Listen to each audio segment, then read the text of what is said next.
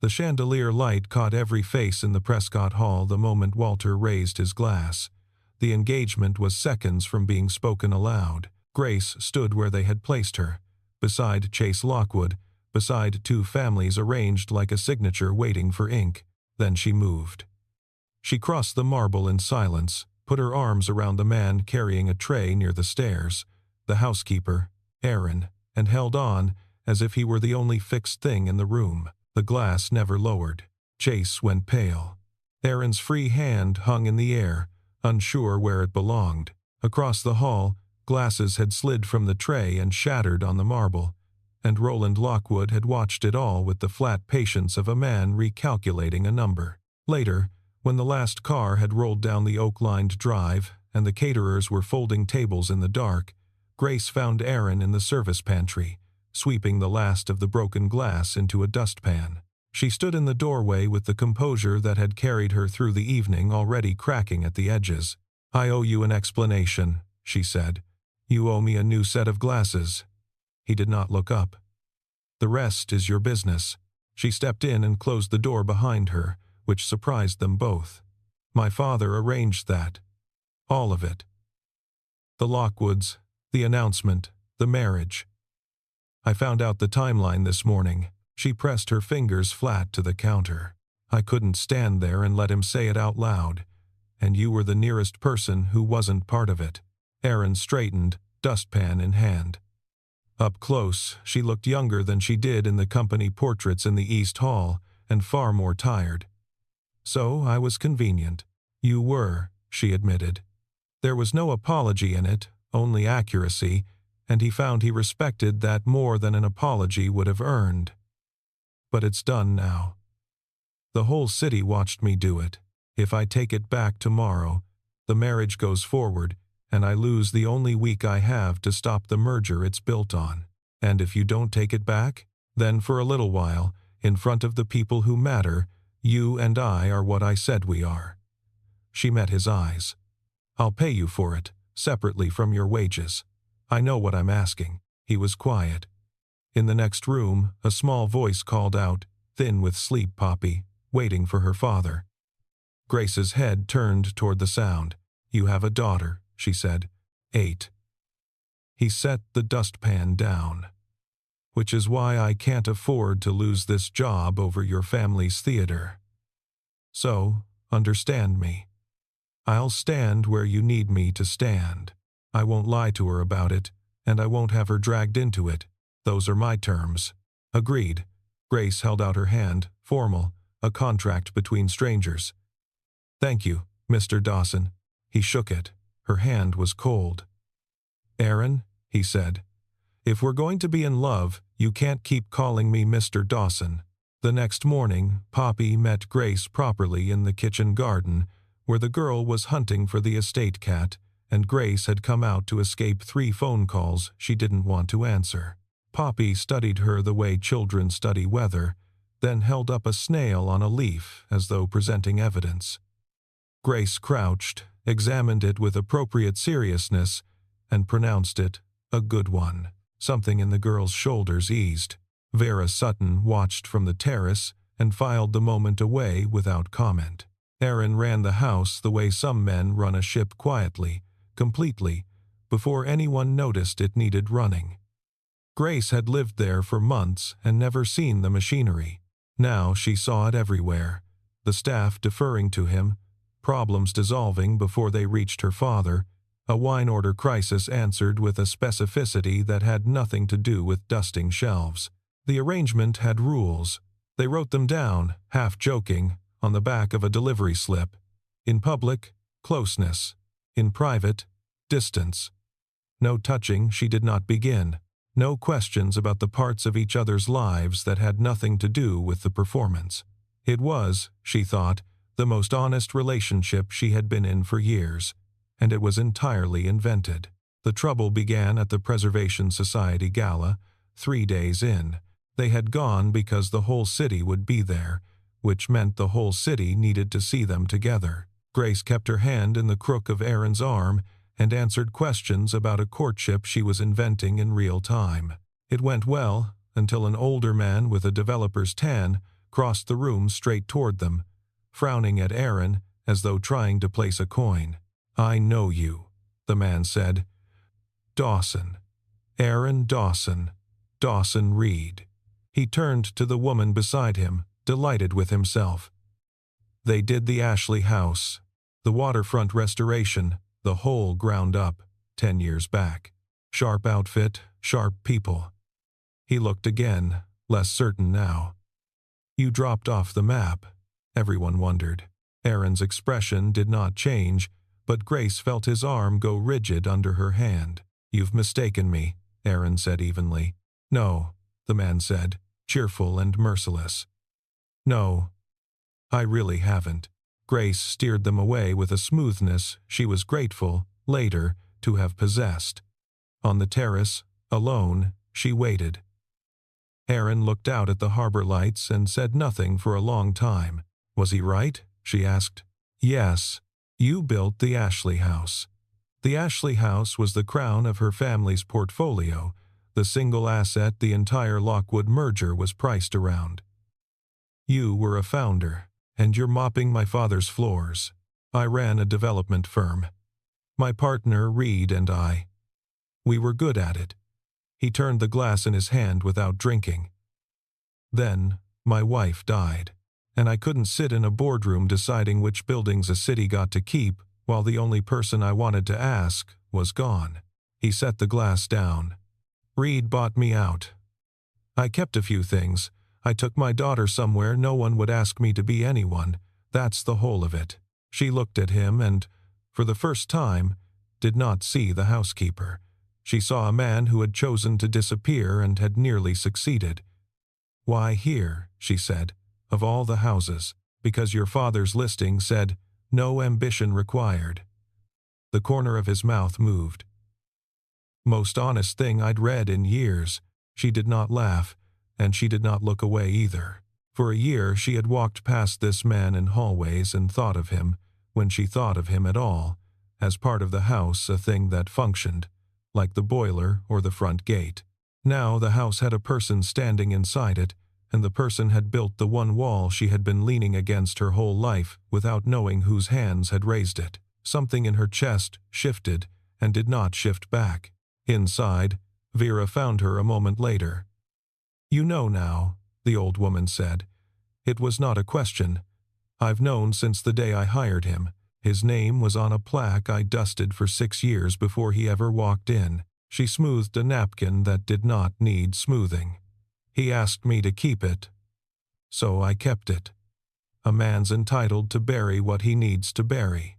She met Grace's eyes with a steadiness that had outlasted 3 generations of Prescotts.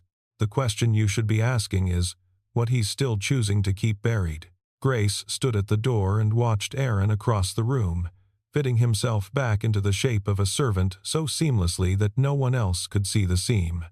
She could see it now. She wondered how long he could keep the 2 men apart, and why a person who had built the very asset her whole future was mortgaged against had chosen to vanish behind the kitchen door of the family that owned it. The performance got harder before it got easier. Roland Lockwood did not believe in the romance, and Roland Lockwood was not a man who let a doubt sit undisturbed. At a donors' luncheon the following week, he seated himself directly across from Aaron and began, pleasantly, to dig. Where had they met? How long had they known each other? What was it Aaron did, exactly, and did the Prescott heir often keep company with the household staff? Each question was a small blade turned in the light so everyone could admire it. Grace answered 2. Aaron answered the 3rd himself. "I manage the house," he said, meeting Roland's gaze without heat. "Everything in it works because I make it work. I imagine that's a thing you don't have much personal experience of." He passed the bread. "More than that, we don't discuss. Grace doesn't ask me about my day. That's rather the point of her." It landed exactly right, intimate, a little rude, the ease of a man with nothing to prove. Chase, 2 seats down, looked at Aaron with something that was not quite hostility. Roland smiled and moved on, and Grace understood that they had survived the round without winning it. Afterward, in the car, she let out a breath she had held for an hour. You didn't have to do that. He was hunting. You don't let a hunter see the animal flinch. Aaron watched the marsh grass blur past the window. Now, tell me about the merger. The real version, not the one for the donors, she told him. Prescott Hospitality had overextended on a resort expansion that had gone sideways. The debt had been syndicated. Sold, resold. Somewhere in the last 18 months, a single buyer had quietly accumulated most of it. That buyer was Roland Lockwood. The merger her father was so grateful for was not a rescue. It was a man buying the house by first buying the mortgage, then offering to marry into the family that could no longer make the payment. Aaron was silent a while. Loan to own, he said.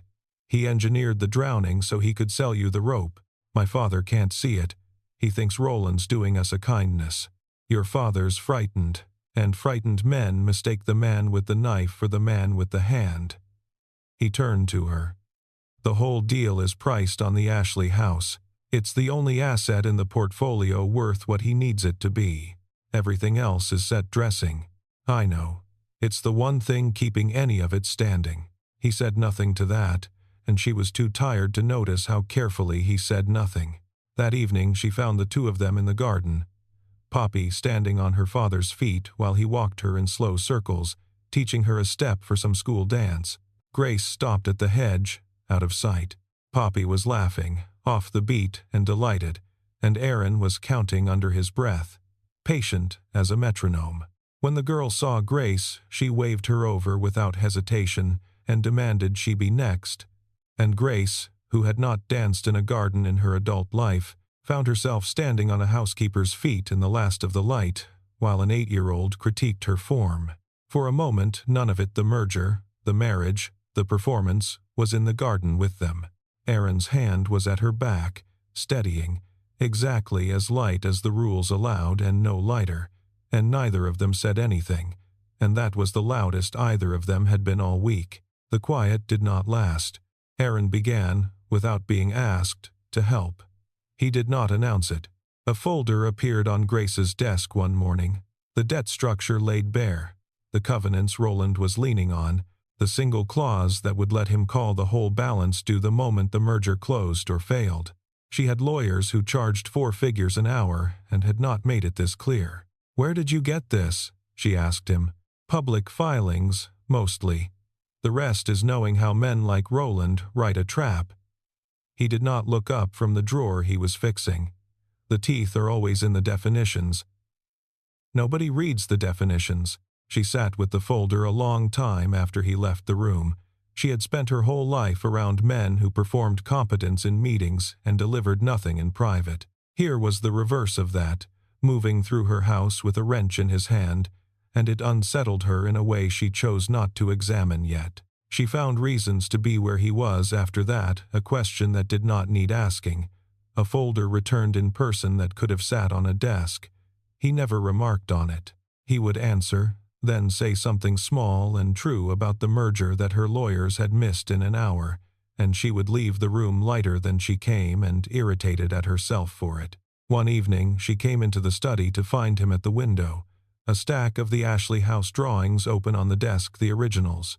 Hers, that she had never once thought to look at. He was not reading them so much as visiting them. She stopped in the doorway. He did not hear her, or chose not to, and for a moment she watched a man look at the best thing he had ever made and the worst year of his life at the same time. When he finally turned and saw her, neither of them spoke. He rolled the drawings closed. She let him. Some things did not survive being named, and both of them knew it. Her father summoned her that week and set the date. The signing ceremony would be the second Saturday in June, merger and engagement announced together, the families united before the investors, the whole thing sealed before anyone could ask the questions Grace was only now learning to ask. Walter delivered it as good news. He was a proud man, watching his life's work slip and mistaking the hand on it for salvation, and Grace could not find the door into his certainty. "He'll take everything," she told Aaron that night. They were on the back stairs, where the staff couldn't see and the family never went. "If I don't sign, He calls the debt and we lose it anyway. If I do sign, I hand it to him and marry his son on top of it. There's a third thing, Aaron said. There isn't. There's always a third thing. You just can't see it because you're standing too close to the second. She looked at him, this man who spoke about billion-dollar traps the way other men discussed the weather, who had built the very asset her family was about to lose, who swept floors and taught her to dance, and would not tell her why. "Who are you?" she said, not unkindly. He held her gaze a beat too long. Then he looked away, down the dark stairwell, and something in him closed like a hand. "I'm the housekeeper," he said. "Go to bed, Grace." She went. But she stood at her window a while, watching the light in the staff quarters below, and thought about definitions, and about the parts of him he was still choosing to bury. Then the trap tightened, all at once. Roland moved his timeline up. A letter arrived from his counsel, a covenant technicality, a demand for assurance, a threat wrapped in courtesy. Sign early, or he would treat the delay as default and begin proceedings. Walter, pale and furious, blamed Grace's distraction, a word he said while looking at the staff photographs on the wall, which was as close as he would come to naming Aaron out loud. And someone at the luncheon had talked. A gossip columnist ran a blind item about a Prescott heiress and her hired help, and by afternoon 3 people had asked Grace, smiling, whether the housekeeper had come with references. The performance meant to protect her had become a second knife. Roland's counsel called twice in one afternoon. Walter began taking his meals alone. The bank that held the syndicated paper, prompted by a party it would not name, requested updated assurances, and Grace spent a night reading covenant language until the words came apart on the page. Every door she tried was a door Roland had already stood behind and locked. Aaron watched the item circulate and made a decision at the kitchen table, alone, with a cup of coffee going cold in front of him. Poppy's school bag sat by the door. Her drawing of the estate cat was taped to the refrigerator. He had built a small, safe life out of being no one, and the price of helping Grace was that his daughter's name would end up in the same columns, now printing his. He could not keep her safe by hiding, and keep his word to Grace by staying. The 2 promises had begun, quietly, to point in opposite directions. A man could bury his own name and call it peace. He could not bury his daughter's, and every day he stayed in Grace's orbit made that harder to promise. He had come to this house to raise a child in the ordinary dark of being no one, and the ordinary dark was where he had been steadiest since Laura died, and he was watching it end 1 column inch at a time. He found Grace in the library. "When this is done," he said, "however it ends, I'm going to take her somewhere quieter. It's not about you. It's about the fact that she's on a refrigerator and I'm in a newspaper, and those 2 things shouldn't be true at the same time." Grace absorbed it. She had known, distantly, that he would leave. The housekeeper always leaves at the end of the story, but hearing the date put to it emptied something out of her she had not known was full. "I understand," she said, because there was nothing else honest to say. "You'll be all right." He said it like a man trying to make it true by saying it. "You were running that company before I ever picked up a broom in it. That's not the part I'm worried about losing." The words were out before she could weigh them, and she let them stand rather than take them back. They stood on opposite sides of a room that had felt small a week ago and now felt like a country. Neither moved to close it. Grace turned back to the window. Aaron waited a moment, then left, and the door made no sound, because he had oiled it himself in April. The question hung in the empty library after him. If they both let go now, who was left to put anything back? The answer arrived from the one direction no one was watching. Chase Lockwood asked to see Grace alone. She agreed only because Aaron insisted on being in the next room with the door open, which told her more about where they stood than either had admitted. Chase looked like a man who had not slept. He set a slim folder on the table between them and did not sit. "My father lies to me the way he lies to everyone," he said. "I stopped believing him around the time I turned 20. He slid the folder toward her. The merger prospectus. The one going to your investors. Read the asset disclosures on the Ashley house, Grace read. It took her a moment to see it, and then she could not unsee it. The prospectus valued the Ashley house at full fee simple worth, as if Prescott owned it outright. Land and building both. You don't own the ground under it, Chase said quietly. There's a ground lease prepaid at the restoration, so no rent ever came due to flag it. Your family's operated the place as though it owned it for a decade, and the paper sat in an archive nobody reopened. The land belongs to a legacy holding entity, and it always has. My father's people found it in diligence months ago, and they buried it, because if the investors knew the Crown asset sits on land your family doesn't control, the deal is worth a fraction of what he's telling them. He tapped the folder.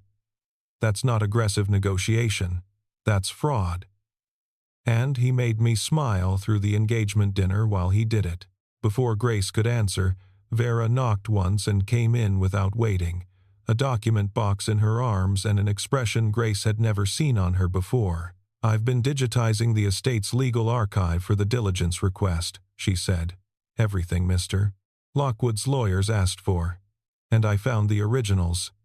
She set the box down and lifted out a bound instrument. Old, stamped, the paper soft with age. The Ashley House ground lease. 99 years. Executed at the restoration. She turned it so the signature page faced up.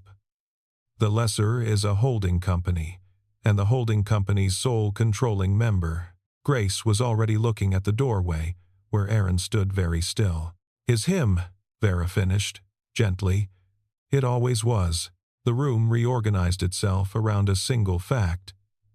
The man who had swept her father's floors held the ground the entire empire was built on. The asset Roland Lockwood was committing fraud to steal was already, quietly, completely, Aaron's to withhold. Grace looked at him across the library, and every buried thing she had wondered about surfaced at once. You knew, she said. This whole time, you knew you held it. I knew, Aaron said. You could have stopped this in April. With a phone call, I could have. He came into the room, and then I'd have been Aaron Dawson again, in every paper in the state, with a daughter beside me, fighting a Lockwood in open court. I chose the kitchen door. He looked at the lease in Vera's hands, as if it's something he had hoped never to touch again. I told myself it wasn't my fight. And now, he was quiet a moment. Then he took the instrument from Vera, carefully, the way a man picks up a tool he swore he had set down for good. Now it's on a refrigerator and it's in a newspaper, he said, both true at once. I can't undo that by leaving. He met Grace's eyes. So I stay. They worked at the long table in the library until the windows went gray, and it was the first time Grace had ever seen Aaron use the whole of himself. He laid the counter out like a man who had run 100 of them. Roland had built his leverage on a lie of ownership. The ground lease didn't just weaken the merger, it exposed the fraud in the prospectus, and fraud in an investor disclosure was not a matter for a boardroom, it was a matter for regulators. The move was not to fight Roland at the signing. The move was to let Roland arrive at the signing believing he had won, and to place the truth in front of the investors at the one moment he could no longer untell it for them. You don't beat a man like this in private, Aaron said. In private he settles, buries it, and comes back in a year. You beat him in the one room where he's told 200 people a story that isn't true. He slid the lease to the center of the table. Then you hand them the page that breaks it. Chase supplied what they lacked. The internal diligence memo, the one proving Roland's people had found the ground lease months earlier and chosen concealment. Vera supplied the chain of custody on the originals. Grace supplied the room, her signing ceremony, her investors, her father's certainty as the stage. At one point, reaching for the same page, their hands met and stayed a half-second longer than the paper required, and neither pulled back with any speed. She had grabbed him in the dark, expecting a prop and gotten a partner, and did not yet know what to do with the difference. Aaron slid the page toward her and said nothing, because the not saying was, by now, the most honest thing either of them did. There was a thing Aaron did as he worked that Grace kept catching. He would reach for a figure and have it before the folder gave it to him. He would name a covenant by its number. The disappeared man was not disappeared at all. He had only been holding his breath for 3 years, and now, page by page, he was letting it out. She stopped pretending not to watch him.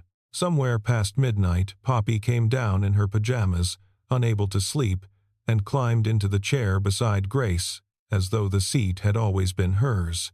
Grace, mid-sentence, put an arm around her without thinking, and Aaron watched the two of them over the spread of documents his daughter tucked against the woman he was pretending to love, in a house that had started as a hiding place, and forgot, for a moment, what they were all fighting about.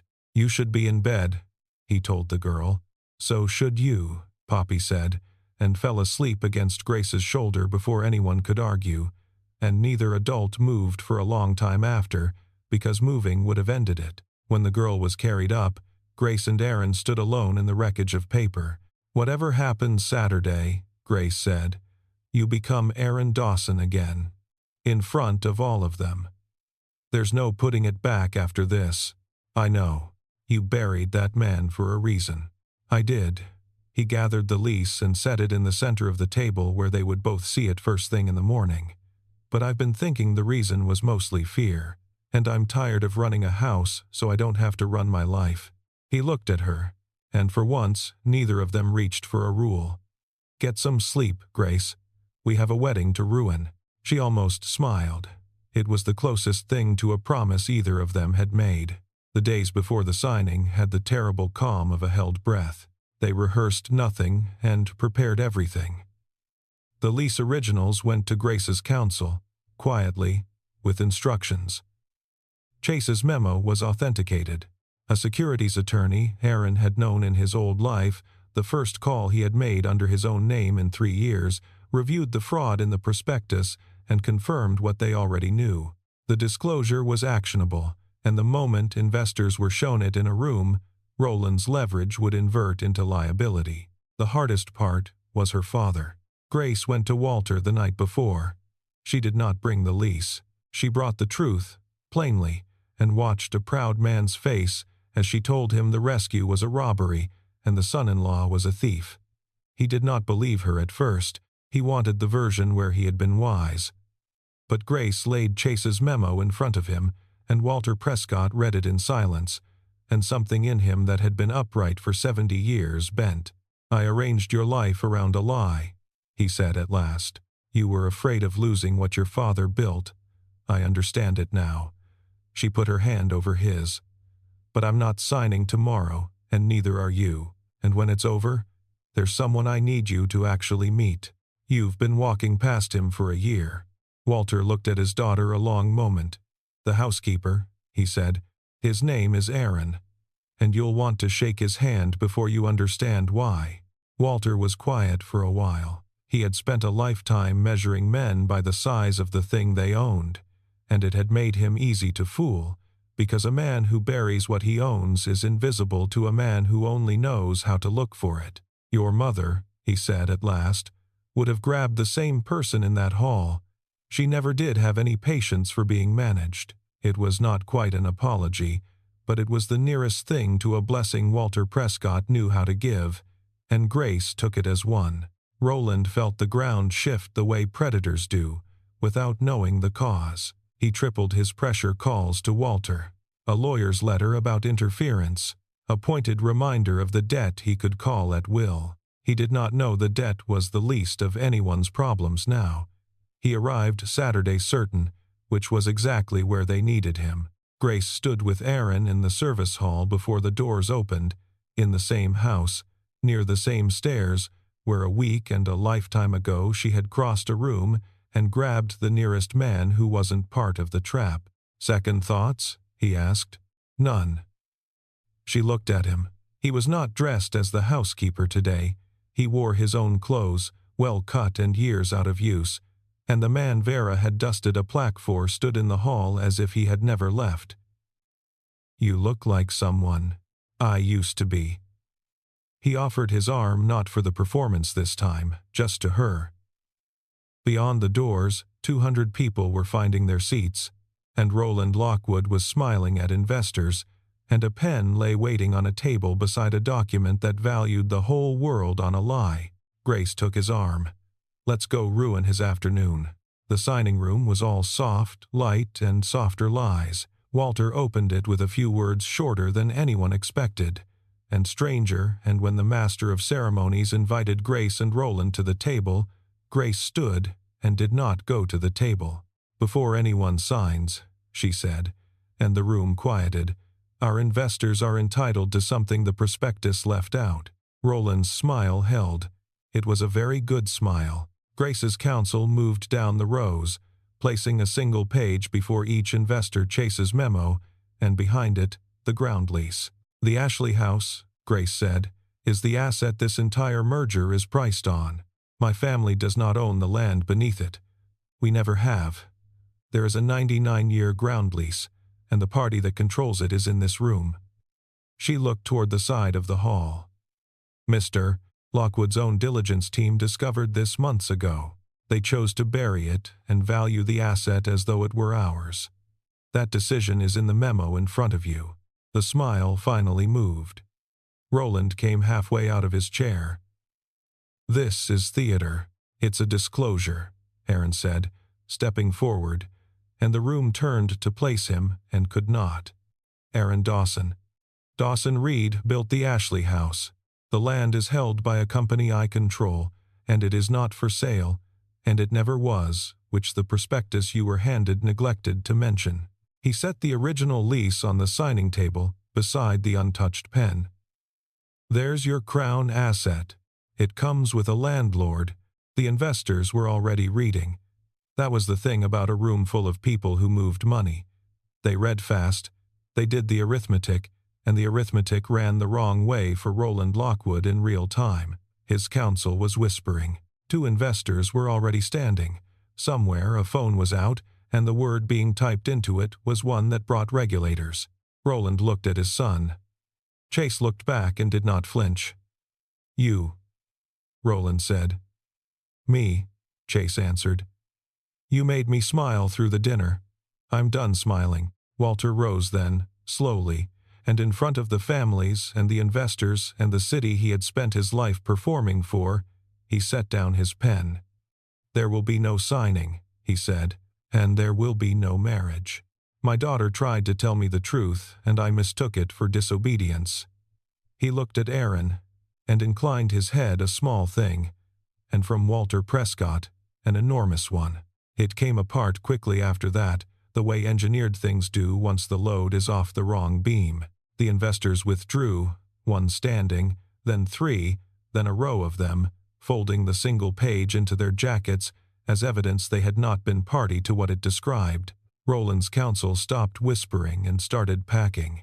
The debt Roland had meant to spring became a leash on his own neck the moment the concealment was in the hands of people paid to notice concealment. He left the room a man with lawyers of his own to worry about now, and he left it alone, which was the part that seemed, from Aaron's face, to be its own kind of verdict. Grace crossed the same marble she had crossed a week before. This time she did not grab the nearest man. She walked to the one she meant to reach, and stood beside him, and when her hand found his, it was not for anyone in the room to see. Neither of them said anything. They had never been good at the saying. By September, the Ashley House still stood on land it did not own, and everyone had, at last, stopped pretending otherwise. Prescott hospitality was smaller and honest. Walter had stepped back from the parts of the business that required him to be certain about things, and found he rather liked being uncertain in his own garden. The Lockwood name had gone quiet in the way names do when the lawyers arrive. Chase had left Charleston for somewhere he could be no one's son, and sent, once, a postcard with nothing on it but a small drawing of a snail on a leaf, which made no sense to anyone but Poppy, who had told him about it, and who put it on the refrigerator beside the cat. Aaron still lived on the estate, though the household had quietly reorganized around a truth no one had needed to announce. He no longer ran the house so much as belonged in it. He had reopened one small office in town, one project at a time, taking only the buildings a city ought to keep, which had, it turned out, always been the only reason he had been good at it. On a Sunday, Grace found the two of them in the garden. Poppy was standing on her father's feet, older now, better at the step, and when she saw Grace, she waved her over and demanded she be next, exactly as she had in April. Grace stood on the housekeeper's feet in the last of the light and let herself be led, badly, in a slow circle, while an 8-year-old counted the beat. Aaron's hand was at her back. There were no rules on a delivery slip anymore. There had not been for months. He had stopped being the nearest person who wasn't part of the trap and become the person she would have crossed any room to reach. He had not moved into the main house, and no one had asked him to, and the not asking had become its own quiet arrangement, more solid than any announcement would have made it. Vera had taken to setting 3 places at the small kitchen table without being told, and Walter had taken to sitting at it, and the plaque in the East Hall with the Dawson Reed name on it had been quietly turned so that it faced the room instead of the wall. Poppy had asked Grace, once, whether she was going to stay. Grace had told her the truth, which was that she did not intend to go anywhere, and the girl had nodded as though a long-running question had finally been closed and returned to the more pressing matter of the cat. She thought of the night she had grabbed a stranger in a crowded hall to keep from drowning, and how she had reached, blind and certain, for the one fixed thing in the room, and how she had been right about him before she had known a single true thing. "You realize," she said, "I introduced you to 200 people before I ever introduced you to myself." "I noticed," Aaron said. Poppy stepped off his feet and onto Grace's, and the circle went on, slower, and none of them said the thing, because the thing had never once needed saying. She had reached for him in the dark, and he had stayed.